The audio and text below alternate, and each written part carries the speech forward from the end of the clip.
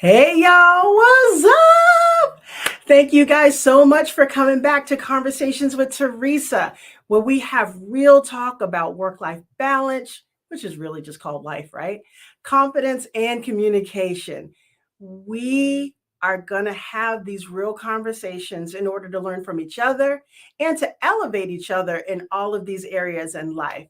Today is a very special day. Conversations with Teresa has our very first guest, and I am super excited to have her for many reasons that you'll be able to see in just a few minutes. Here we go. Hey, Candace. Hello, Teresa. We have right here, live and in full effect, the only Candace Burns, one of the most influential and impactful directors in workforce development in the Boston area. Candace, yay! Hi, it's Candace. Thank you, Teresa. I'm so Thank excited. I you. am so excited. When literally you were one of the first people, I was just like, I got to seek out Candace. I got to figure out how she's going to be here. And the fact that you said that you would be one of the first guests, I am thrilled to death. So, anyway, I'm going to give you a little bit of an introduction, if that's okay. I'm going to, if you're feeling shy, let me put you on a little bit more of a shy note just in a second. All right.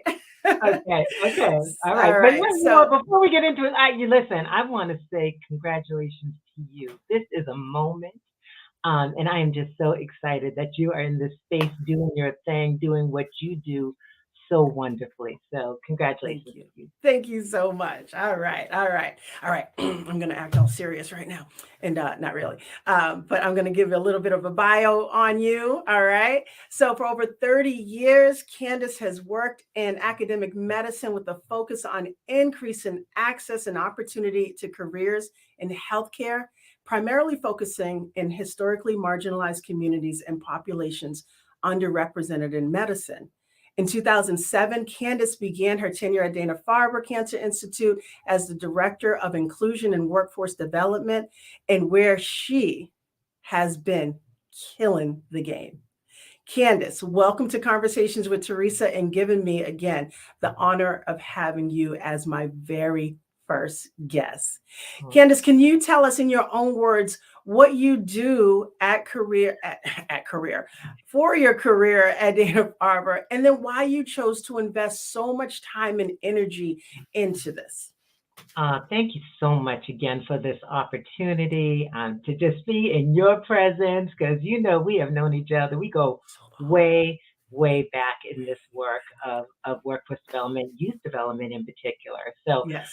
the Office of Workforce Development at Dana Farber, we are a part of human resources and we're part of the greater inclusion, diversity, and equity efforts of the Institute. The work that we do specifically is really about, as you talked about, increasing access and reducing barriers to careers in healthcare, primarily working in historically marginalized communities and those communities underrepresented in medicine. So we have initiatives that serve both young people. We work in the Boston Public Schools, schools Mhm. that are within a mile from our Longwood campus, and then all the way through adults, unemployed and underemployed adults.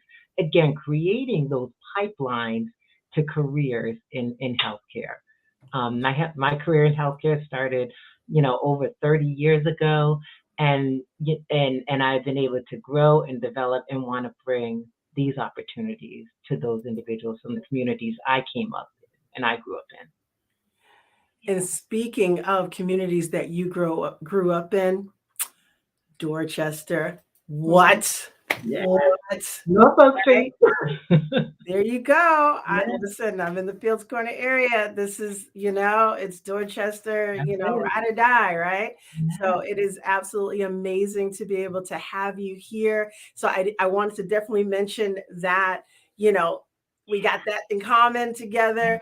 Yeah. Um, but not only are you from Dorchester, but I think about your two sisters, Karen and Gemma. And then also I had to mention mom and dad, and Thelma Burns, Mhm. and the late Thelma Burns, but the late and great Thelma Burns. Oh my gosh, Mhm. your mama. your mama did some things here in Boston. All right. She was a boss, Yeah. right? She was Yes. Yes. legit a boss. Yes. Tell me. I gotta go down just a couple of things, a couple of noteworthy things about your mom. So, first of all, longtime community activist, educator, advocate, and volunteer in the Boston area and beyond. Well-loved mentor and leader in Boston's Black community. Mhm. Two-time cancer survivor. What? Mhm. All right, there Mhm. is some Yeah. strength in that. She served on ABCD's development Mhm. board of directors for what, 35 years? I'm like, are you I know. kidding me? Yeah. And then she was like board chair a couple of times, vice chair, committee chair. She was chair of a few different things. Um, Mhm. and then also, was it maybe the Dorchester Neighborhood Service Board, Mhm. ECD Dorchester Neighborhood Service Center Board, Yes. right? For about Yes. 50 years, she did that. So, Yeah. but one of the things that I know her best for, because my husband was a product of her work, she served on as director of the METCO program for Belmont Public Schools, That's and right. Carl graduated from Belmont High. So, woo, Yeah. woo, go ahead, Yeah. Belmont. Yeah. But so she helped countless Black and Brown students to receive the quality of education that wasn't easily accessed here in our Yeah. neighborhood. So I thank your mom so much for all that she did, and I see why you're so stellar. You know, Oh, some strong genes that came from there. So Teresa, excellent. thank you so much for elevating. She is a powerhouse. She is has made her footprint in this city and beyond, and her legacy continues to live through all of us. And you mentioned Belmont, but I got to give her Cohasset students a shout out too. She did 10 years in Cohasset prior to moving over to Belmont. So Oh, thank okay. you so much for. Excellent. And there is a building named after her right on Warren Street by Grove Hall. So ABCD, with all the work that she did there, in honor of her, they named a building after her. So the old Sky Cap, See? Yes, right? indeed. Yes, yes, indeed. My mom used to say, "My building, my building." We're like, "Okay, mom, yeah, it's named after you, but it's It is. ABCD's building." But they're doing some amazing things in that space. Yes, Yes, absolutely. thank you. Well, Candace, we have so much that we can learn from you. I am confident of that. And so the three areas that we talk about here, workforce development, we will talk about that, but work-life balance, we talk about confidence, and we talk about communication. And I'm sure that we can learn so much from you in all of these areas. I will definitely ask you about all of these areas, but I really want to be able to focus on the importance of effective communication, especially from your point of view as a director. You see so much, a kind of an overall picture, and so I really want to give people that point of view uh, in this episode. So let's talk Yeah. about a term that's widely used in society: this work-life balance. What are Mm. your thoughts on the concept of work-life balance? What does it Oh, mean to you? yes.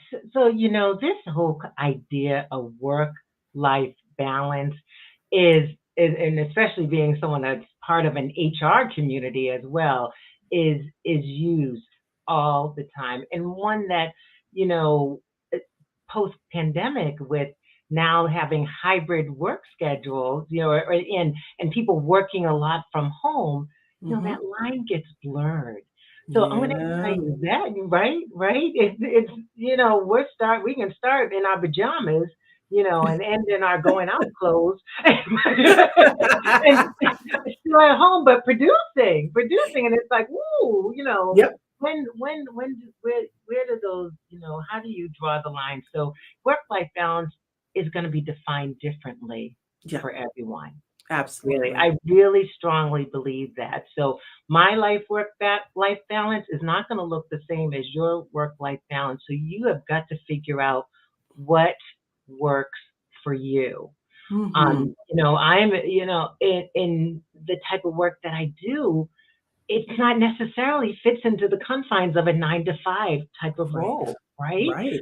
There are times when we are doing things in the evening because our outreach is to community, and community is, it is not just 9 to 5. If No, not anything, at it all. pops off after 5. That's when things Exactly. are going on, and we want to be in those spaces and places with our Right. community. Right. Um, so it really is being intentional. You got to be intentional. You got to Right. define it for yourself, and it's got to be something that lands you in a space of being okay and making sure that you're taking care of yourself, you're taking care of family, and you're getting done what needs to get done. And again, Exactly. it's not going to look the same for everyone, Exactly. Exactly. Do right? you have I don't know, a tip or something? Let's say, I mean, working in the healthcare field, Mhm. there are some professions there that absolutely require very long hours at work, Yeah. physically at work. Is there anything, any light that you can share for someone who has that challenge of working long hours, but would like to have some type of life balance? And I call it life balance because, work is only a part of us, right? Right. It's just Right. a part of us, but life is the whole thing. That's So right. is there anything that you can share that would help someone with those long hours really try to achieve that? You know, those long hours, and I think of our caregivers, that really, Right. they've got to be in it, and there's so many others, administrators as well, and so that intentionality around, getting up, making sure you take those breaks, whether they're assigned breaks or unassigned breaks, you've got to be sure to be able to step away. I am a firm believer in just taking time to just breathe. I got the Apple Watch to sometimes remind me to say, okay, Right. just breathe, and we've got to be intentional Right. about doing those things. And Absolutely. not everyone, you're not always going to have someone to remind you to do it. You've got Hmm. to do it for yourself. That's And right. the other is, and this we'll get into talking about communication, but it's important to communicate. What do you need from your colleagues and or your manager to provide you with that balance that you Absolutely. are looking for. Now, Right. again, remember, if you applied for the job and got the job that requires you to work a 16-hour shift, then that's, hey, that's what You you got to signed do up it. for. However, if Right. you're working 16-hour shifts and you only signed up for a 16-hour shift, and you only signed up for a job that's supposed to be, maybe 10 hours or 8 to 10 hours, then yeah, you might need to have a conversation That's a and great point. communicate. That's a Yeah, great point. yeah. Yeah, you're right. You're right. Now here's the ultimate question. Have you made it? Have you arrived at this work-life balance sphere? And if you have, what does it look like for you? Have I arrived? I'm trying.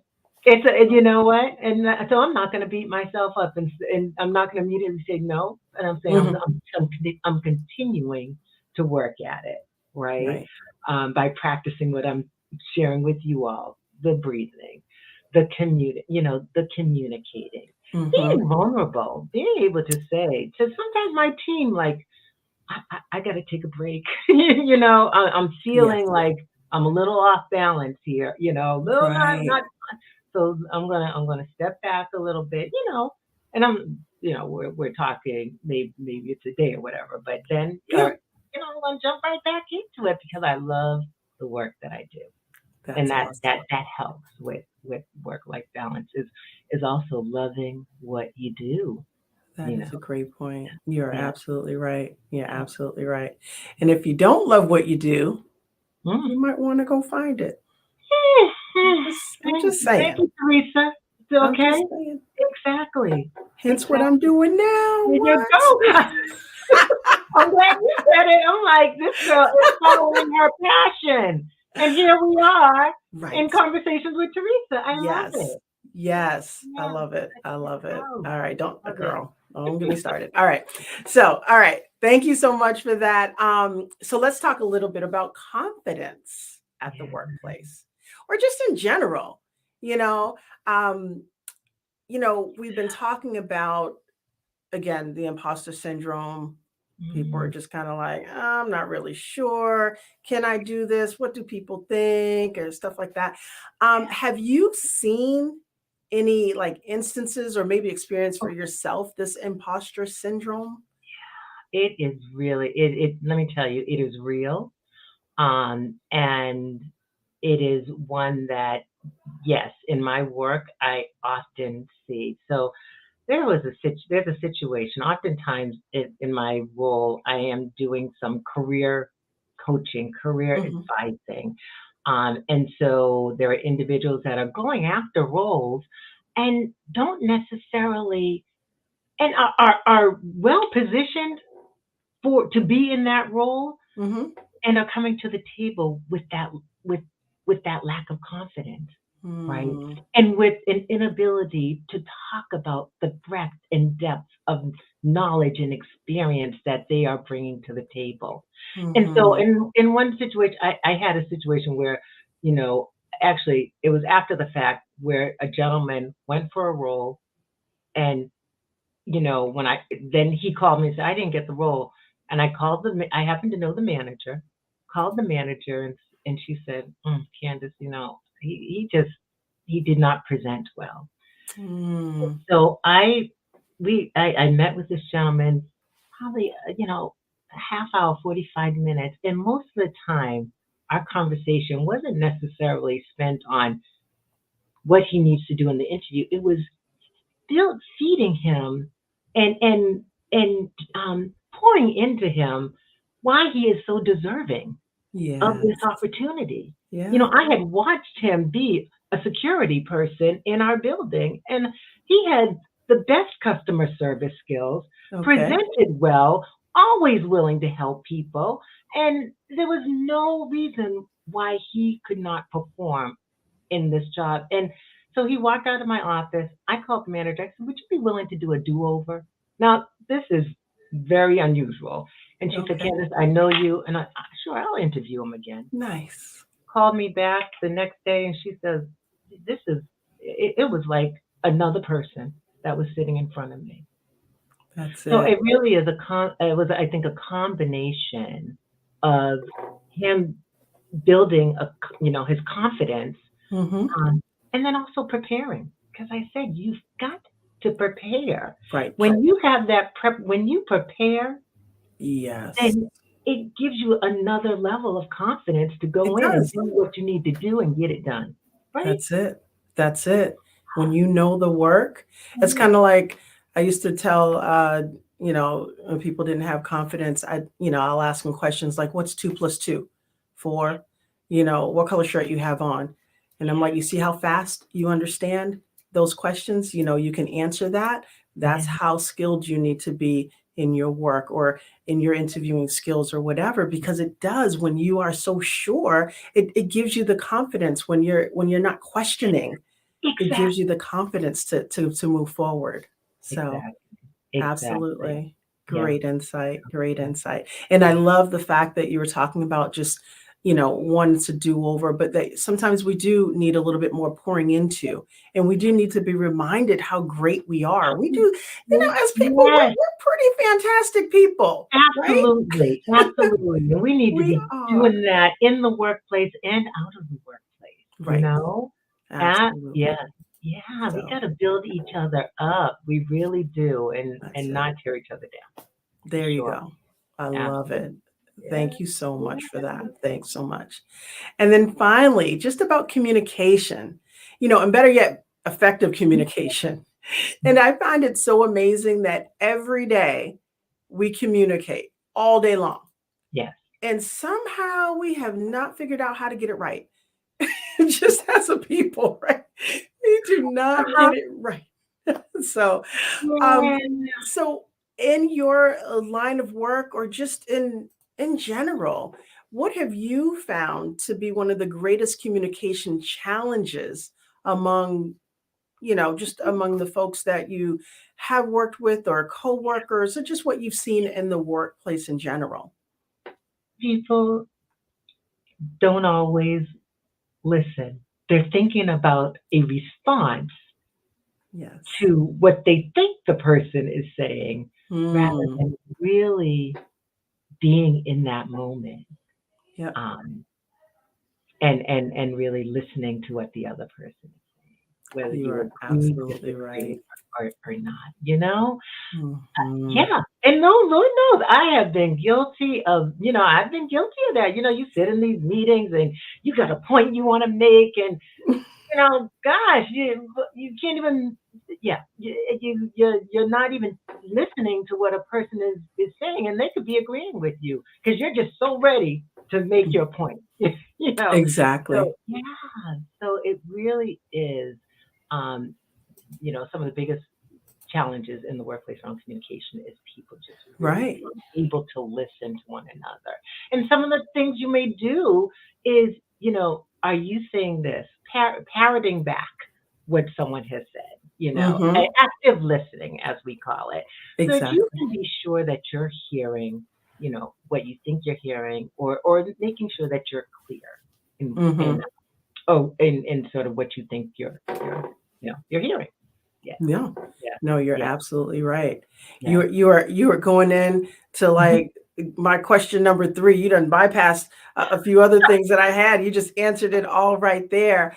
But if there were, 3 things that you wanted to leave with the audience, 3 principles for effective communication. You've already mentioned, Uh, listening.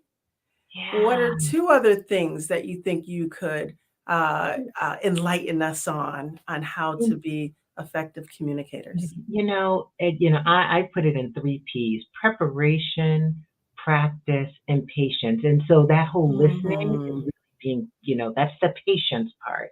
It Right, is, and then, really thinking about being prepared around sort of what you want to say or how you want to say it. And I guess that really applies when you're trying to prepare for an interview or right. prepare, so that you're going to be able to communicate something Yes. about yourself or a certain topic.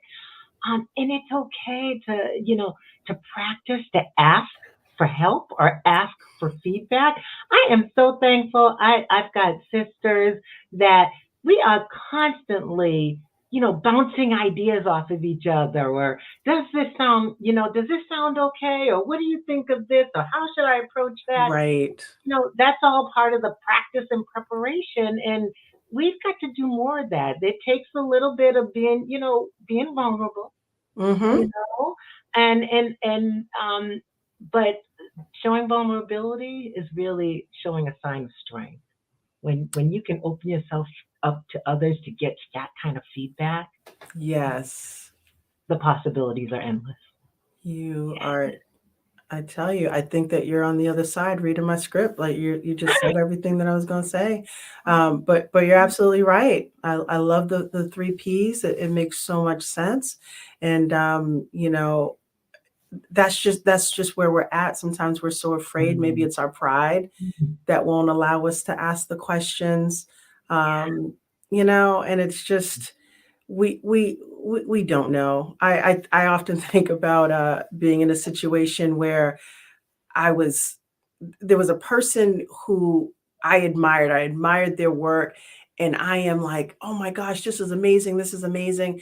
And then they came back to me and they were like, "Yeah, but I can't do what you do because you're amazing and you're amazing." And I realized that I don't need to be her amazing, right? I because she's doing Oh, that. I don't need all that. My amazing is enough because ooh, we're putting it all in the pot.